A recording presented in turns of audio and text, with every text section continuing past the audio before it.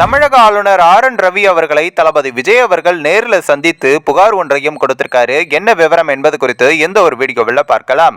அண்ணா பல்கலைக்கழக பெண் பாலியல் வன்கொடுமை செய்யப்பட்டு துன்புறுத்தப்பட்ட சம்பவம் தமிழகம் முழுவதும் பெரும் அதிர்வலைகளை ஏற்படுத்தியிருந்தது. இந்நிலையில தான் அப்படி இந்த ஒரு வழக்கில் ஞானசேகர் என்பவரை கைதும் செய்திருக்காங்க. அதனையும் தொடர்ந்து அந்த பெண் கொடுத்த FIR காப்பி சமூக வலைத்தளங்களில் வெளிவந்து பொதுமக்களிடையே அதிர்ச்சியும் ஏற்படுத்தியிருந்தது.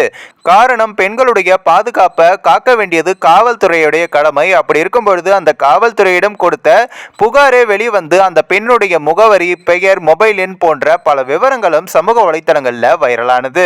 இதையடுத்து தான் இதற்கு பல எதிர்கட்சிகளும் எதிர்ப்புகளும் தெரிவித்திருந்தாங்க, கடுமையா விமர்சனமும் செய்திருந்தாங்க.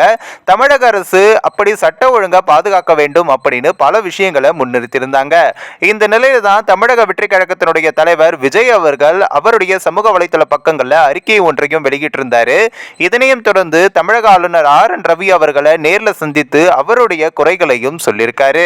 இந்த வீடியோ காட்சிகள் சமூக வலைத்தளங்களிலும் வைரலாகி வருகிறது. மற்றொரு பக்கம் தளபதி விஜய் அவர்கள் அரசியலுக்கு வந்த பிறகு முதன்முறையாக அரசியல் ரீதியாக ஒரு முன்னெடுப்பை எடுத்திருக்கிறார் அப்படின்னு சமூக வலைத்தளங்கள்ல தொடர்ந்து அவருடைய ஆதரவாளர்களும் சொல்லி வராங்க.